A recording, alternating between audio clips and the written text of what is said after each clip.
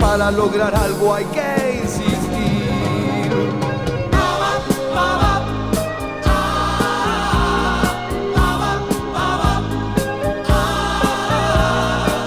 Yo no permito que me impidan seguir. Vamos a analizar el tema de la cultura, las tradiciones culturales, el folclore, la religiosidad, su influencia en la educación, con el reconocido antropólogo José Micheli. Micheli, muchas gracias por su visita. Con gusto. José Humberto Micheli es un antropólogo cultural, tiene una especialidad en criminología, egresado de la Universidad de La Plata, creador del Gabinete de Investigación Antropológica de la provincia de Corrientes. A modo de introito, preguntar qué se expresa cuando hablamos de cultura, su relación con la naturaleza. Todo fenómeno cultural contiene elementos de la naturaleza. ¿Quién mejor que un antropólogo nos explique sobre el fenómeno de la cultura? Sí, bueno, en principio eso es porque es pertinente a la naturaleza misma del campo epistemológico, o sea, cómo tiene organizado el conocimiento la antropología en general, que es el estudio biocultural del ser humano en tiempo secuenciado y espacios concretos de residencia. Por lo tanto, la cultura es una manifestación exclusivamente humana, está en todo el orden, no hay sociedad humana que no tenga cultura, cualesquiera fuesen los distintos niveles de complejidad que adquirieron, tanto en el ramo de lo material como de lo inmaterial, ¿no? Muchas veces nosotros usamos el término primitivo, pero no es para señalar como que son sociedades inferiores, sino porque son sociedades que conservan aspectos primigenios que devienen en forma coherente en la organización del esquema de vida. Por lo tanto, la cultura es un término que viene... Sir Edward Barner Taylor, en 1872, ya hace mucho tiempo atrás, empleó el término cultura para desplazar términos como costumbres y un montón de cosas porque no reunía toda la complejidad que hace el término cultura. Pues la cultura es la educación de la naturaleza humana y deviene, la raíz etimológica del término es cultivar, lo que se cultiva, ¿no? Es decir, vamos a poner un ejemplo para representar. El primer maíz que se conserva en Mesoamérica, esto en la región de México, llamado teocinte, era una cosa chiquitita así, ¿no? Tenía pocos centímetros de largo. Conforme fueron desarrollando el cultivo de este maíz, sea maíz, que todavía no era sea maíz, se llega a sea maíz porque es el hombre quien lo crea. Empiezan a elegir los mejores granos para plantar y así sucesivamente mejorar la especie.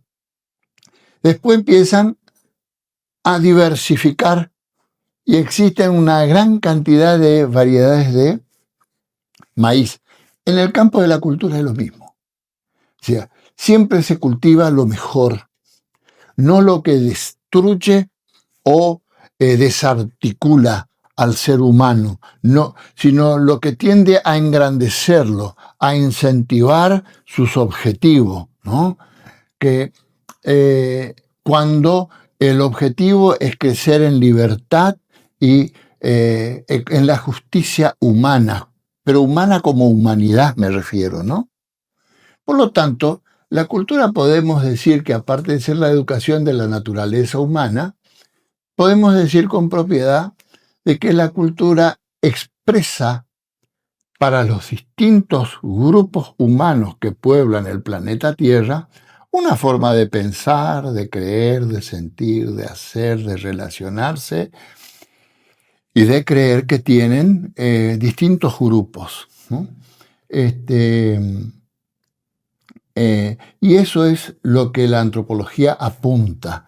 Pero la cultura nace porque hay una transformación biológica de estos primeros primates, ¿no?, que permiten transformar en el proceso de erección, cambia muchos aspectos del cuerpo humano. Uno de los aspectos que cambian, no el único, es la posición de la columna vertebral en el orificio, en el agujero occipital que va al cráneo, se conecta con el cerebro. Eso permite que el cerebro de muy pocos centímetros cúbicos crezca. O sea, de 400 centímetros cúbicos crezca a 1467, 1520 en casos excepcionales, ¿no es cierto? Centímetros cúbicos de capacidad del cerebro, ¿no? Esto significa de que la masa cefálica tenga capacidad de poder tener, formar lo que se da en denominar la mente. ¿La mente cuál es? La interrelación de varios aspectos que funcionan en esto que es el cerebro humano. Las emociones, la parte cognitiva, la memoria y fundamentalmente la percepción, ¿no? Pero todo eso es posible porque hay un retroalimentador, el lenguaje. El lenguaje de las expresiones, el lenguaje de los gestos, el lenguaje de las manos, pero fundamentalmente el hilo conductor es el lenguaje del habla. Por lo tanto, tuvo que haber transformaciones en la tráquea. Por eso es biocultural, ¿no? Porque una cosa retroalimentó a otra. Eso es más o menos para comprender la naturaleza intrínseca de la antropología y del ser humano en su proceso de conformación. Bueno, precisamente la cultura, como yo siempre lo suelo decir, es a los seres humanos lo que el agua es al pez. Fuera de allí, el pescado, ¿no? El pez. Y el ser humano es un ser que queda a la deriva, no tiene lenguaje, está como perdido, está muerto en su humanidad, ¿no? Por más que respire, camina. El mundo del hombre es un mundo cultural. Inevitablemente es cultural, ¿no? O sea, porque nosotros nacemos, nos criamos ya a partir de lo que en antropología se le llama endoculturación, es decir, cómo aprendemos todos los componentes de los aspectos constitutivos de materiales e inmateriales, que en realidad son divisiones convencionales que hacemos nosotros para entender el fenómeno complejo, pero en la realidad es una cuestión que está íntimamente interrelacionada, y eso es el fundamento de las tradiciones. ¿Qué es el folclore, su etimología, su característica y su relación con la tradición? El folclore es el campo temático donde se reúnen todo eso que se heredó de nuestra ancestralidad. O sea, la palabra tradición viene del término latín traditio onis, ¿no es cierto? Es decir, lo que heredamos de nuestros ancestros, de nuestros, y que lo practicamos y hacemos lo que se hizo con el teocinte, con el maíz chiquitito, lo tratamos de mejorar, ¿no?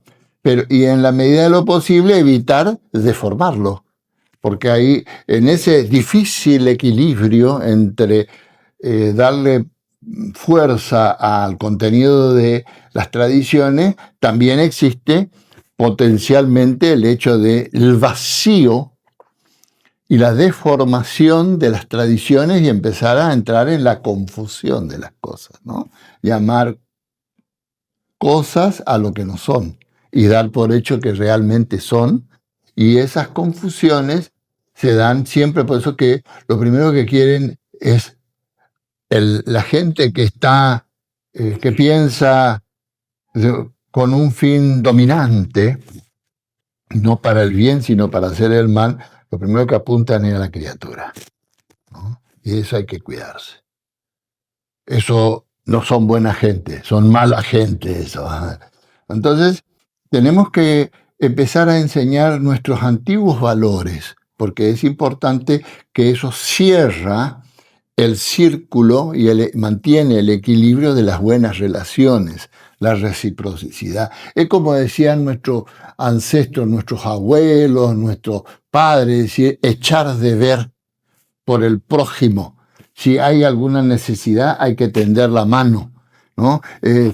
Si hay alguna faltante, hay que... Y eso se expresa, por ejemplo, cuando aparece el Caraí Octubre, un Arambaé del mito correntino, o sea, las cosas propias del mito del tiempo, ¿no? Que señala el momento de la escasez y de la miseria. Pero la miseria no es solamente que falta cosa en la mesa, sino que aparte de eso es que se resalta todo lo que implica la palabra miseria.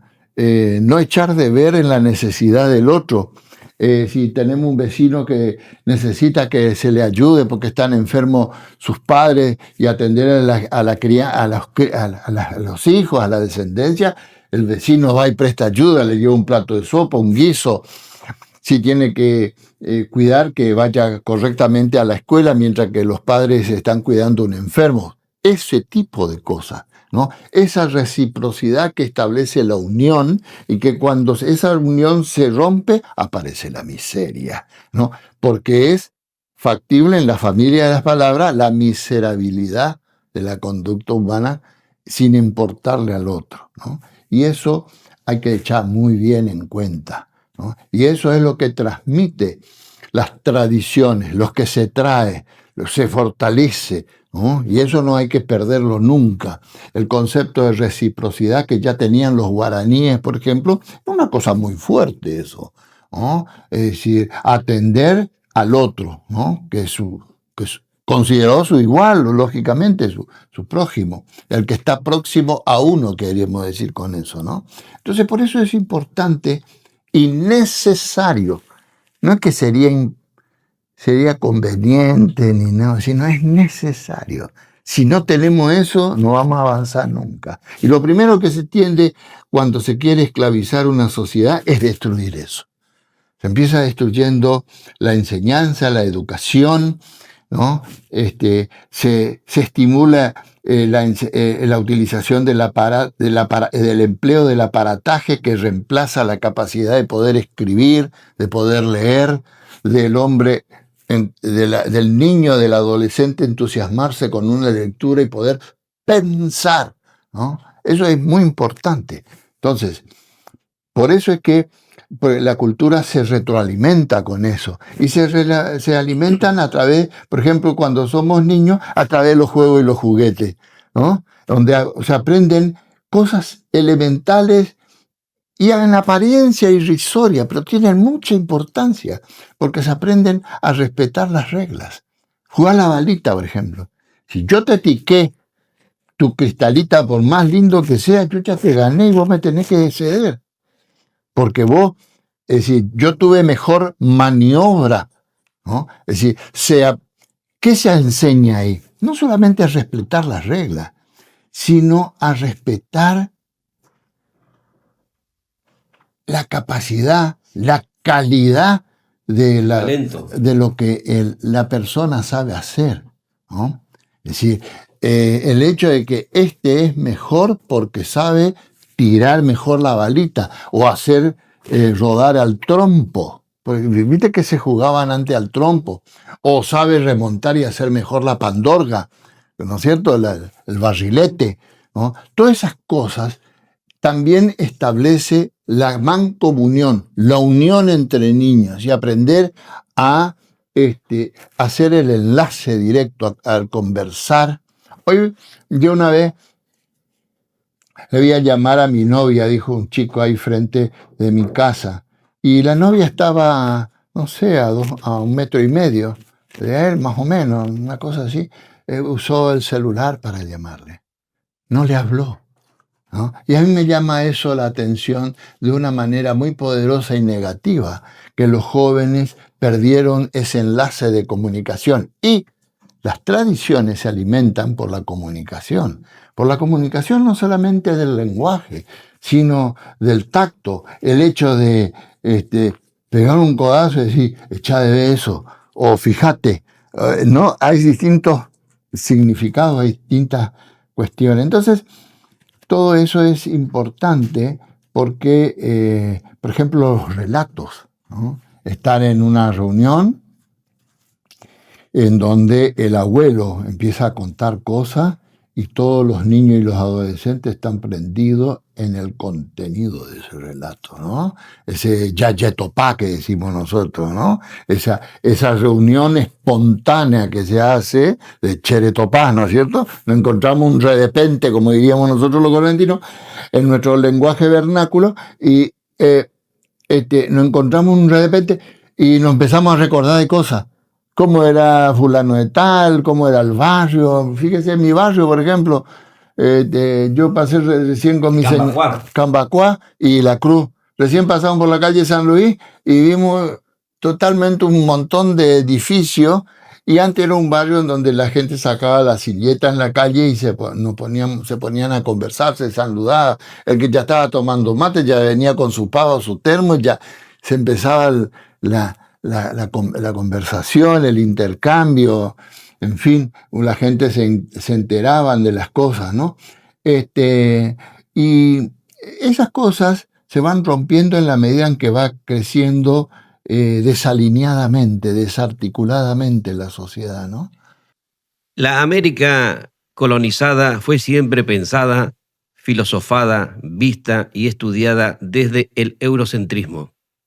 Esto nos pone frente al desafío de rescatar una mirada propia de la realidad y de nuestras tradiciones culturales. ¿Su opinión, Miceli? Bueno, hay algunas cuestiones que hay que poner de relevancia allí, ¿no? En 1492, estos hispanos que vienen,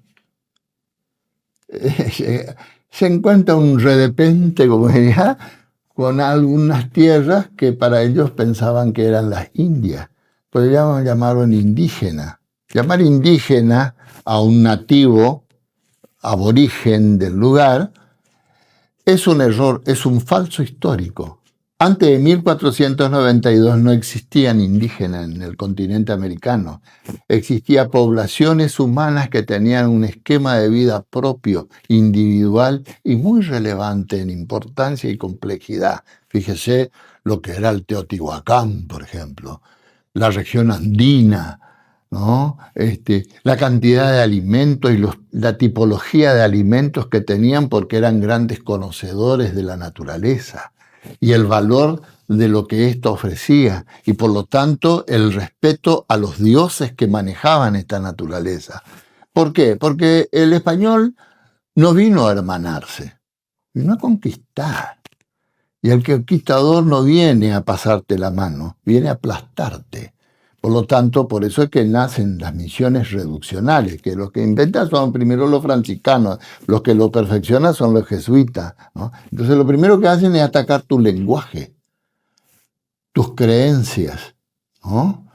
Y ciertas ramas que hacen a la cohesión de grupo, ¿no? Y eso es lo que ocurrió en la conquista. Entonces, en ese proceso es que se fueron dando un hecho de querer pisar y tapar, pero también hubo que en ese proceso hubo como un giro en donde lo que quería ser pisado y tapado empezó a aflorar con sus propios contenidos, ¿no?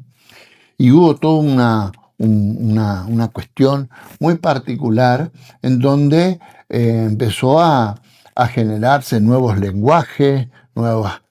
Fíjese, los mexicanos han hecho un estudio fantástico, la Universidad Autónoma de México, la UNAM, Universidad Nacional Autónoma de México, hizo un estudio sobre cómo llegan el cuerpo religioso al continente americano y cómo tapan, ¿no? Dice, la llegada del diablo a América, ¿no? Dice, porque antes de la conquista americana tenían sus propios... Existía el concepto de mal, pero no tenían el término diablo. Diablo es algo que viene después, ¿no es cierto? Y hoy por hoy se han hecho, eso se ha unido de una manera tal que ha permitido emerger toda una nueva concepción de la cuestión. Cambió la cosmovisión, o sea, la manera de interpretar el mundo, ¿no? Y eso ha hecho que emerjan los criollos, ¿no? La correntinidad misma es así, ¿no? Fíjate, la correntinidad. Eso le voy a preguntar más adelante, Micheli. ¿Existe una frontera entre el pensar culto y el pensar popular, tomando al folclore como una manifestación del pensamiento empobrecido y sencillo de las clases subalternas, a su arte como artesanía y a sus expresiones artísticas como primitivas, el folclore como realización del populacho y el arte como propio de las clases cultas? Sí. Tendría que hablar de algunas cuestiones muy contemporáneas al respecto, pero no voy a entrar en ese tema. Bueno, el tema es así. Hay un intento de marcar un muro separador entre lo caté y lo no caté, según nuestro lenguaje correntino. ¿No es cierto? Sí. Y lo que algunos le llaman, el caté nunca dejó de ser un poriajú de mente, ¿no? Convencido de que su corbata y su cuello almidonado a lo mejor representa una elevación, pero lo que anuda la corbata no da contenido a eso que tiene dentro de esa caja ósea llamada cráneo, ¿no? Entonces, lógicamente, porque yo me he encontrado con cada cosa. Entonces, hay cuestiones que son sumamente interesantes de analizar desde esa perspectiva de la consulta. Nosotros a veces pensamos que el hombre de campo o el hombre de pueblo tradicional es un poriajú intelectual, es un pobre intelectual, cuando que en la realidad no es así. Cuando uno habla con esa gente del campo, uno observa que ellos tienen su propia filosofía respecto al valor de la naturaleza, cosa que la persona del área urbana ya se está enfrentado a otro tipo de naturaleza, diferente al del área rural, ¿no es cierto?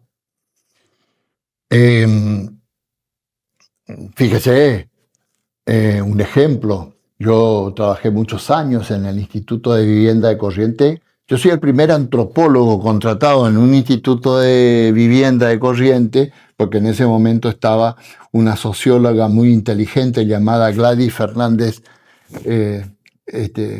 Gladys Garay de Fernández, y estaba formando un grupo precisamente porque ella quería crear diseños de vivienda que se ajusten a los modos de vida de la gente según el espacio en donde vivieran. Y yo empecé analizando ese factor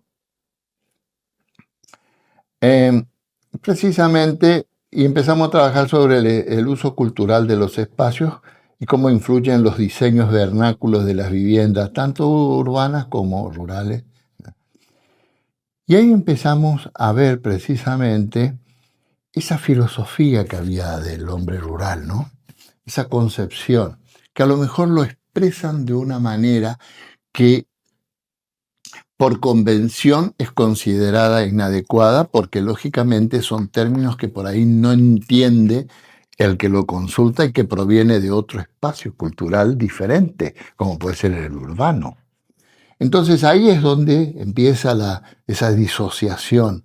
Pero cuando se las integran, precisamente ahí es donde uno ve la sabiduría que hay. Por ejemplo, ¿cómo pueden distinguir un suelo pobre de un suelo apto para el cultivo, fértil para el cultivo? No solamente por el tipo de tierra, sino por el tipo de plantas que ellos ya reconocen, ¿no? Es decir, al hombre de campo hay que protegerlo, hay que cuidar, porque ese sabe cómo trabajar la tierra con la finalidad de producir lo que todos necesitamos masticar en el ámbito urbano, lo que tenemos que exportar afuera, ¿no? Es decir, hay gobiernos que cayeron en la década de los 50 por culpa de las malas cosechas, por mal clima, por un montón de cosas, pero todo eso, ¿de dónde venía? Venía precisamente de la producción agropecuaria. Y esas producciones hay que cuidarlas. Hay sabidurías que tiene el hombre de campo, por ejemplo, y la gente de pueblos tradicionales, de ámbitos urbanos tradicionales, sobre cómo utilizar los recursos que se disponen en la naturaleza para poder utilizarlo como alimento y fundamentalmente. Hay una cuestión importante. Las artesanías son verdaderos artes. ¿Qué quiere decir la palabra arte?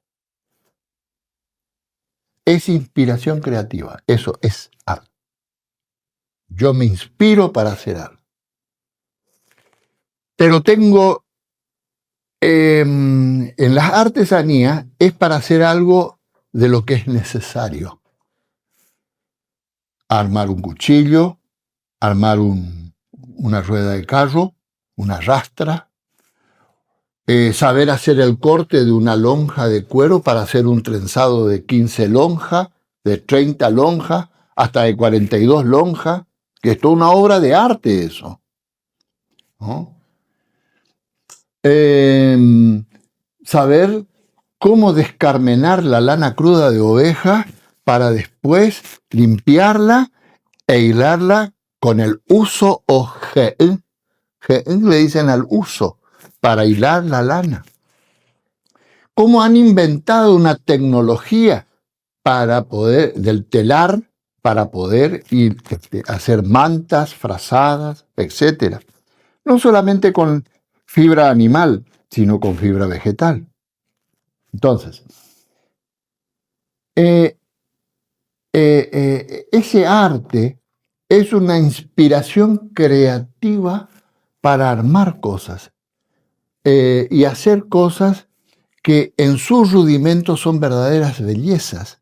Las artesanías tienen cientos de miles de años, no solamente acá en Corrientes, sino en otros lugares en el mundo, porque todo empezó siendo artesanía, no arte. El arte vino después, ¿no? En la historia de la humanidad. Por ejemplo, una punta de flecha solustrense de la zona de la Solustre en Francia, que es trabajado en obsidiana, por ejemplo, es toda una obra de arte, porque está tallado de una forma tan delicada y fina con el instrumental que tenía. Ahora, ¿eso cómo fue posible? Vamos a retroceder un poquito. Usted vio, si hacemos la imagen de un gorila, de un chimpancé, de un orangután, que son nuestros parientes más próximos desde el punto de vista genético. Vamos a ver que la mano de ellos es así, el dedo opuesto. El hombre hizo su primer gran revolución a lo largo de varios miles de años de evolución, logró esto. ¿Y qué se puede hacer con esto? John Napier, de la Real Sociedad Científica de Londres, dice que ese fue el primer logro, el gran salto de la humanidad para el futuro en la creación de cosas. Pudo hacer esto. Y si yo puedo hacer esto, quiere decir que puedo agarrar tu lapicera. Puedo agarrar esto. Si yo tengo la mano así, no puedo agarrar. Tengo así, sí puedo agarrar. Ah, lapicera fuente. Interesante. Entonces, yo puedo hacer esto. Puedo agarrar un artefacto y otro artefacto y hacer cosas delicadas, finas, tallando, golpeando.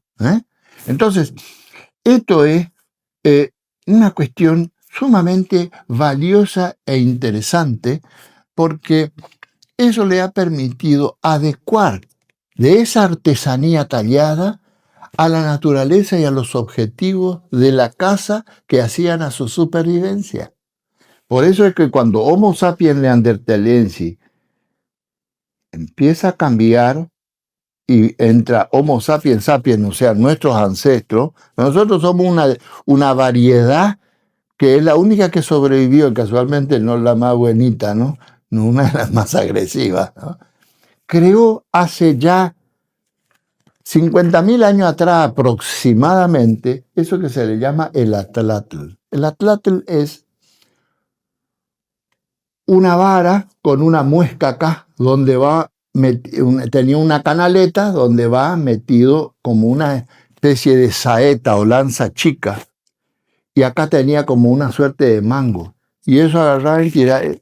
Cuando tiraban a lo lejos, aumentaba el poder del brazo de 2 a 3 brazos de poder. O sea, podía entrar en el pelaje de un Rhinoceros merquí que tenía así de grueso la lana, porque eran épocas glaciares, porque había mucho hielo en movimiento. O sea, esas artesanías, todo eso eran artesanías, ¿no?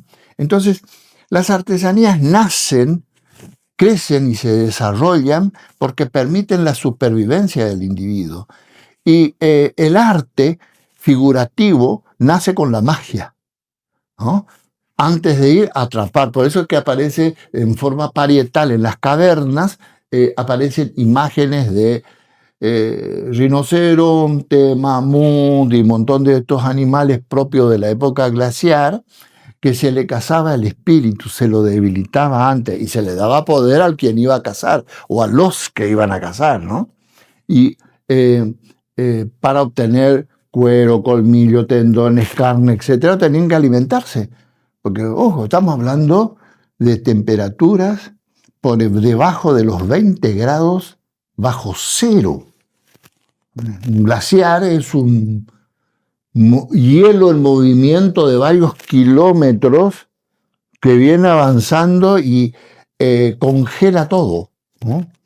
Ellos ya tenían freezer, cavaban el suelo para el freche y metían ahí sus carnes y conservaban por meses, ¿no? Para alimentar.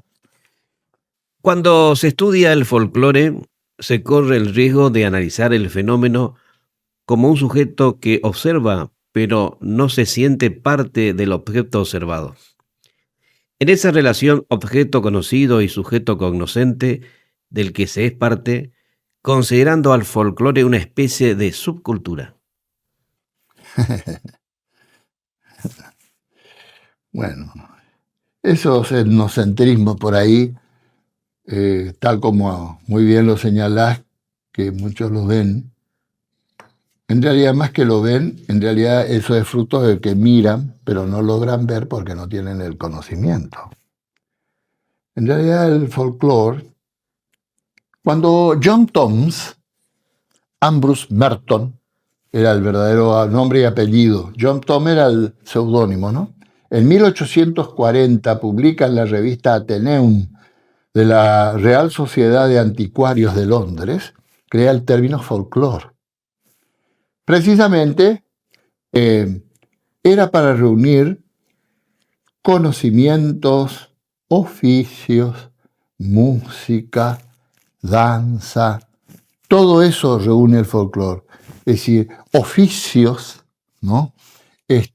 Todos los relatos, un montón de estas cuestiones, que tienen mucho que ver con lo que es propio de una costumbre sentida por parte de los que vivenciamos. Muchos dirán, eso son cosas, como dirías vos, como a través de tu pregunta para evaluar, ¿no es cierto? Eso es propio de la gente, digamos, que no está enaltecida por la cultura, cuando que en la realidad con su conocimiento está mucho más que enaltecida. Porque al vivenciar la cultura, vos tenés la capacidad de tener la inspiración, la capacidad de crear, ¿no?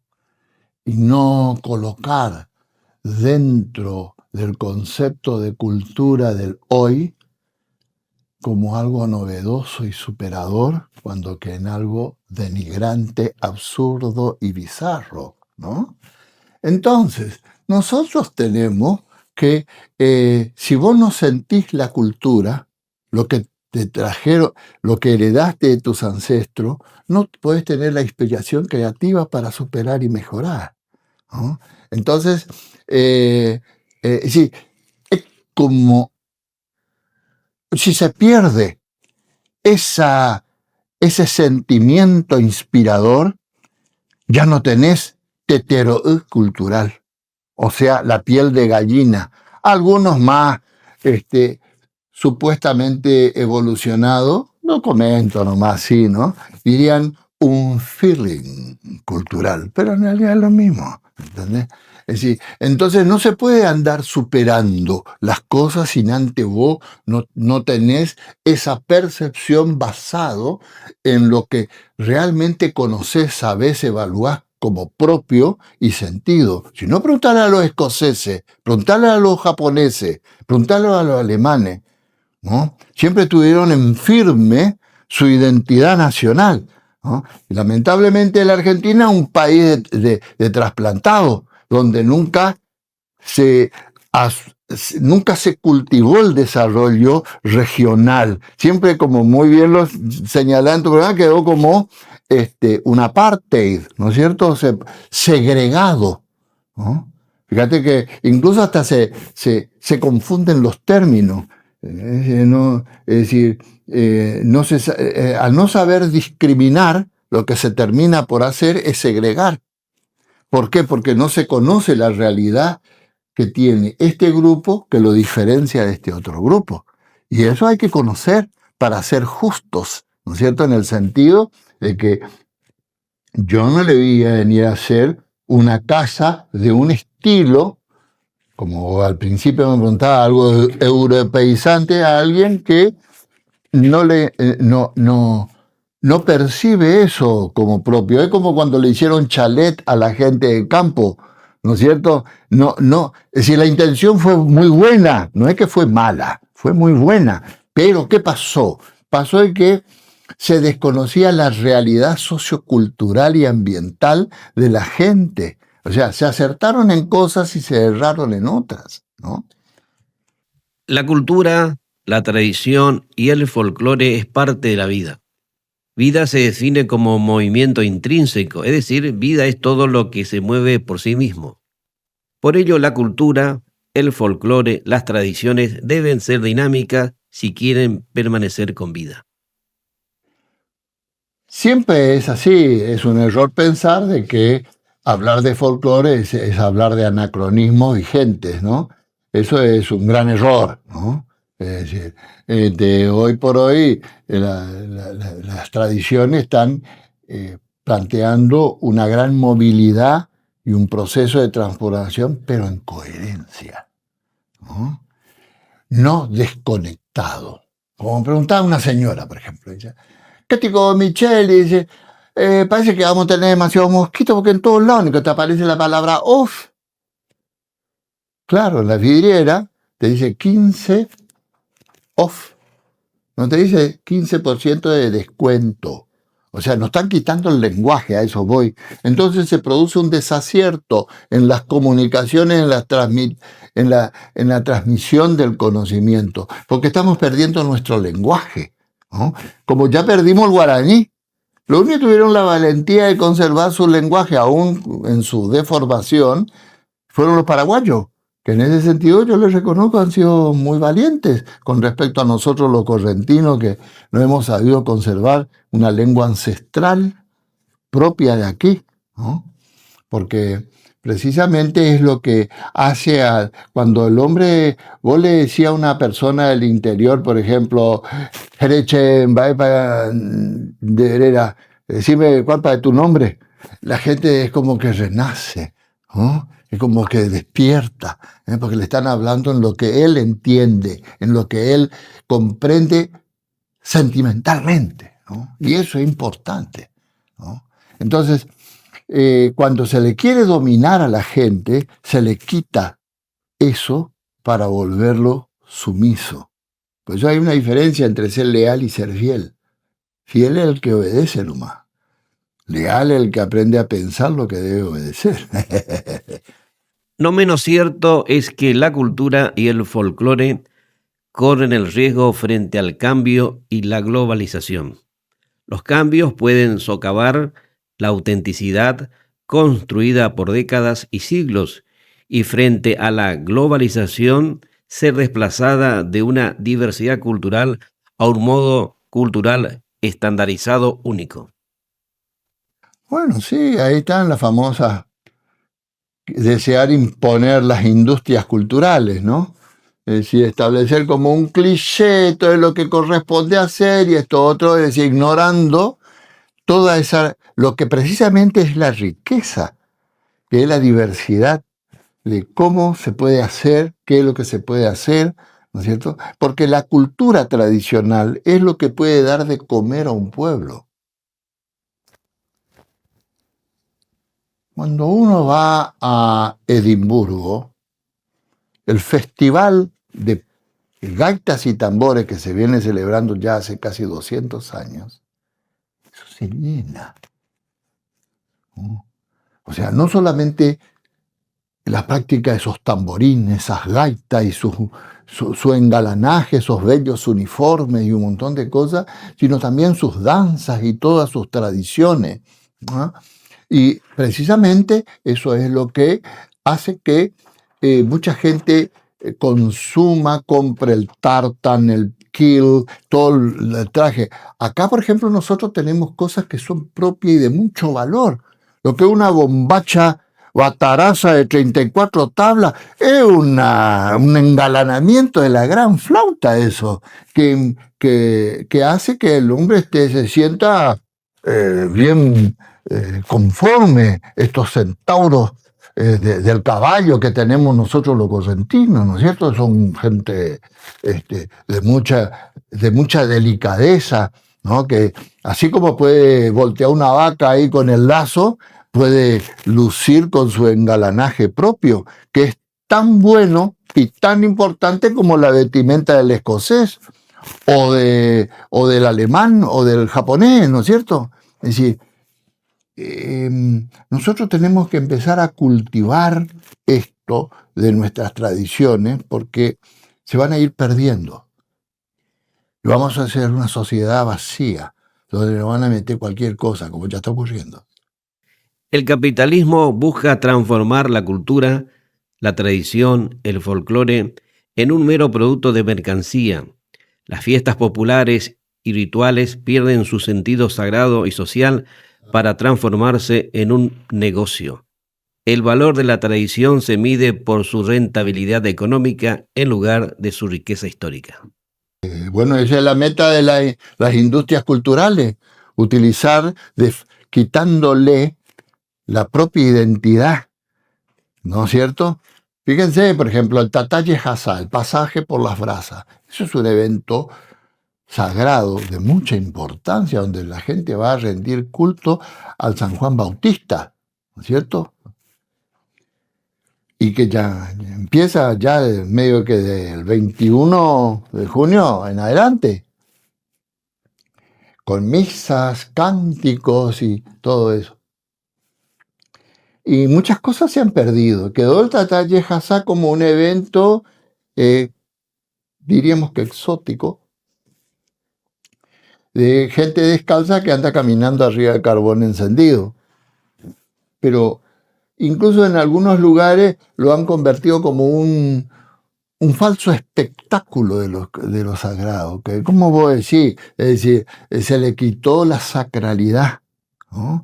El 3 de mayo mismo. Antes el 3 de mayo tenía mucho que ver el repique de las campanas, porque el repique de las campanas en el sentido de la gente significaba bendecir con ese sonido y alejar los males. Los signos de las campanas tienen mucho significado, es una vieja herencia europea, ¿no es cierto? Porque eso se heredó, una de las cosas que se heredaron. Sin embargo, eso se terminó. La kermés se terminó. Hoy por hoy es muy por Yahoo. La celebración del 3 de mayo ya no vienen como venían antes con los andarines trayendo a los santos, a veces lloviznaba, a veces llovía, y nosotros todos íbamos a aplaudir, llovía o no, íbamos porque teníamos que saludar a la gente que venía, y yo era Boy Scout en aquel momento. Y entonces del batallón 48 Sargento Cabral, que estaba ahí sobre la avenida Costanera, ahí en lo de Don Bosco, ¿no? Después están los del 22 que estaban ahí. Bueno, esos son otros grupos. Bueno, entonces nosotros íbamos con los farolitos, ¿viste? Algunos por ahí se quemaban y todo eso. Y íbamos a recibir y a alabar, estaban las bandas que tocaban. Cuando hace una década atrás, más o menos, fui a la plaza para ver, y me llamó tanto la atención porque he visto a algunos músicos de la banda de la policía de la provincia que estaban en una situación liminal entre el estar sobrio y no, ¿no es cierto? Antes eso vos no iba a ver nunca. ¿Por qué? Porque era un evento de mucho respeto, ¿no? En donde el músico tocaba y se esmeraba porque estaba tocando a un santo patrono. No estaba tocando ante una imagen cualquiera, como es la que, si vos decís, la gente pierde el sentido de la sacralidad y del respeto y la valoración de eso. Por eso es que hoy se ha anidado en nuestros cultos que lamentablemente, así como que se han distorsionado en su significado y sentido, y que crean por ahí situaciones muy feas, ¿no? Y está ocurriendo eso, pero no solamente en Corrientes, es un fenómeno en la Argentina y en Sudamérica, en Europa está ocurriendo. En el 2014, en el Herz de la Selva Negra alemana, hay un Herz, hay un dolmen ahí, de unas piedras muy antiguas que se estiman que tienen más de 20.000 años, donde recientemente en esa época, en 2014, se encontró restos de sangre humana ahí. O sea, las prácticas sacrificales, o sea, lo que quiero significar con esto es que no es una cuestión de países sudamericanos nomás que ocurre esto. Ocurre en Europa, es un fenómeno mundial que está creciendo, ¿no? Y está creciendo porque hay un desequilibrio en las creencias y un montón de valores. Es decir, por ejemplo, las enseñanzas. Hoy se le ve al hombre viejo, pero no al hombre anciano, al hombre que sabe, al hombre que puede orientar, que puede aconsejar, ¿no? Como era antes. Antes el hombre anciano te llamaba y te decía, George Member, escucha bien, la escuela es un lugar donde se aprende la letra y el número, para que no sea bruto toda tu vida. Es un lugar de respeto, no un lugar de juego, ¿eh? Cuidadito ahí, faltarle el respeto a la maestra o al maestro. Es gente importante esa. O sea, y vos estaba ahí, según me decía mi abuela, como yo estaba cuando entré en la Juventud Antoniana ahí de la calle Bolívar y San Luis, que fue la escuela donde yo hice mis primeras letras. Y yo le obedecía, yo tenía respeto. Y aparte que iba todo acartonado porque el guardapolvo, viste, que te daban todo en almidón. Pero vos ibas limpio, ¿no? Y tenía todos tus útiles, ¿no? Finalmente, José Micheli, Sí. ¿qué es la correntinidad? La correntinidad es una nueva, no es nueva porque nace y se va formando a lo largo de varios siglos, ¿no es cierto? Imaginemos que desde 1588 a esta parte pasaron más de 400 años, ¿no?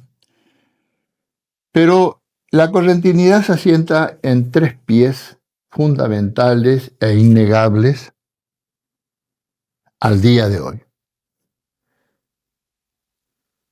De lo que se conoce hasta el momento, la guaranítica, la herencia guaraní.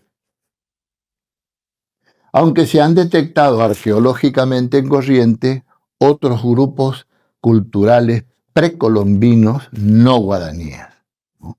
Porque el poblamiento aborigen en lo que hoy es el territorio de Corrientes se remonta a más de 11.400 años de antigüedad según la datación hecha por carbono 14 y termoluminiscencia, que es una técnica para saber la antigüedad de material lítico, o sea, tallado en piedra, vamos a decir, ¿no? Y ocuparon todo lo que hoy es la provincia de Corrientes. Bueno, la primera es la correntinidad, se asienta en esto. Después le sigue la hispánica, complementada con otros grupos no hispánicos que fueron llegando a posteriori, ¿no? Sirio-libaneses, etcétera, ¿no? Grupos musulmanes, judíos que se instalaron y gente de otros lugares de Europa también que fueron conformando colonias en Corrientes.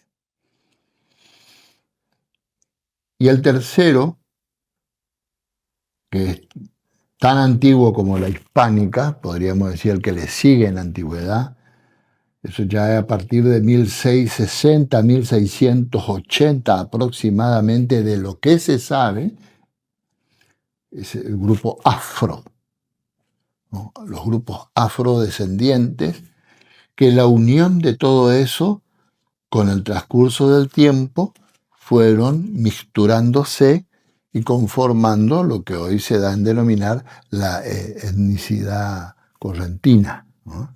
Como un ejemplo. El término que mucho por ahí, a lo mejor por ahí muchos nos recordarán porque no se acostumbra a usar, pero en otros lados se sigue usando. Cuando le dice, ñey que che ama, apurate mi ama.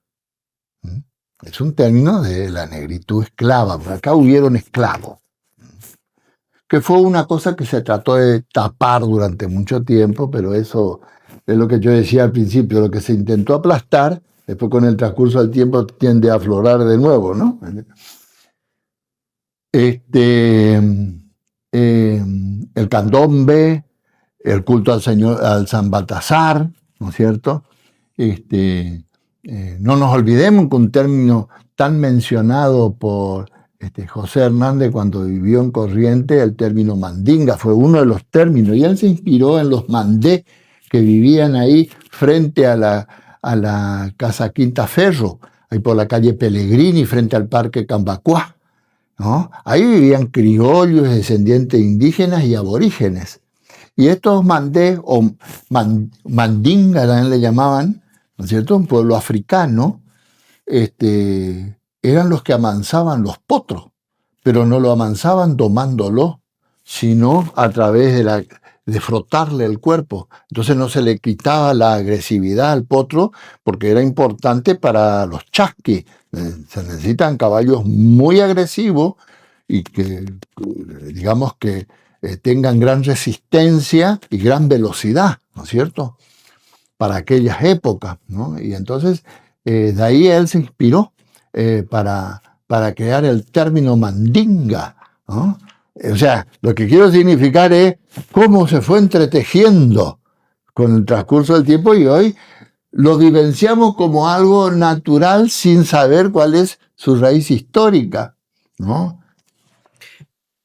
Corrientes es muy rico en tradiciones, fuerte religiosidad, un sentido de fiesta, paralelamente una relación de amo y esclavo, pobreza y marginalidad, un anhelo de progreso que nunca llega, las contradicciones, luces y sombras de nuestra querida Corrientes. Bueno, parece ser que esa liminalidad entre luces y sombras parece que se ha terminado.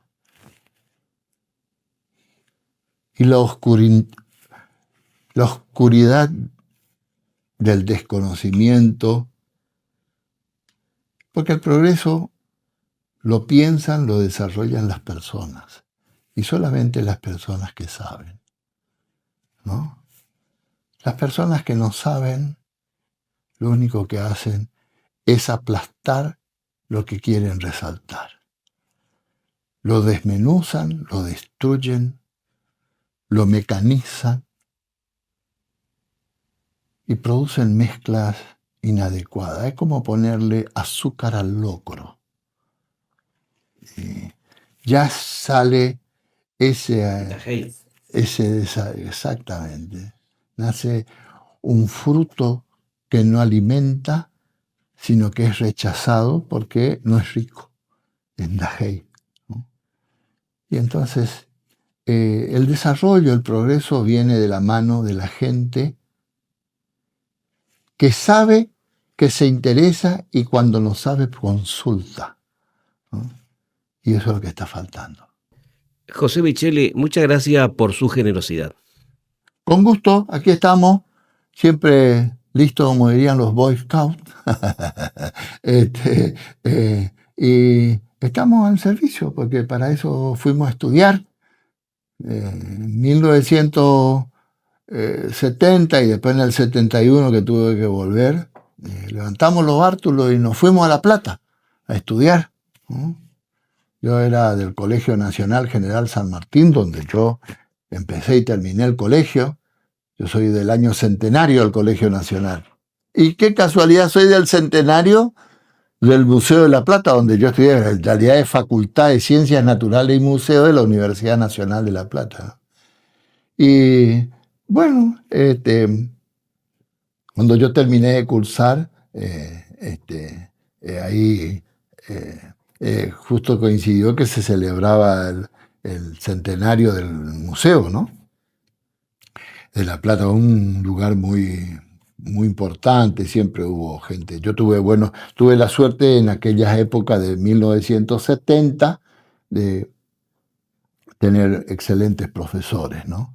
Buenos maestros eran. Gente muy exigente y muy severa en la exigencia, ¿no? Que hoy es lo que está haciendo falta. Pues la universidad no es un ámbito democrático, es un ámbito imperial del conocimiento, donde existen jerarquías de conocimiento demostrables como tales, ¿no? Y eso se tiene que cultivar. Pero bueno, aquí estamos y muchísimas gracias por haberme dado este espacio. Muchas gracias por su aporte a la cultura. Muy bien, muy amable. Yo no permito que me impidan seguir. Yo los invito a que me vean seguir. Y si lo intento es porque estoy convencido que para lograr algo hay que insistir. Yo no permito que me impidan seguir. Yo los invito a que me vean seguir. Y si lo intento es porque estoy convencido que para lograr algo hay que insistir.